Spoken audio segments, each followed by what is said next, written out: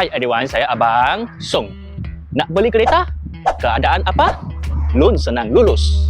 Pertama, dokumen yang lengkap. Payslip, bank statement, IC, license dan EPF. Kedua, rekod kredit yang cantik. Inilah yang paling penting. Bank nak tengok anda disiplin bayar hutang sedia ada. Contohnya, PTPTN, kad kredit, loan motor atau loan kereta. Ketiga, komitmen.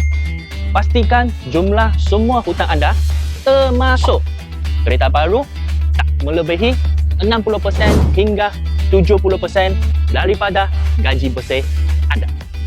Keempat, ada penjamin atau simpanan. Jika anda gaji kecil, sediakan penjamin yang mempunyai dokumen yang kuat. Kelima, bayar down payment yang lebih besar. Contohnya, 20% down payment. Juga menunjukkan anda serius dan mampu. Inilah cara-cara bagi anda lagi senang lulus loan. Jika rasa video ini bermanfaat, boleh follow Abang Song dan share video ini bagi kawan-kawan anda. Dan jika siapa-siapa berminat kereta apa-apa nak cek kelayakan, boleh terus menghubungi Bolo 2 Abang Song.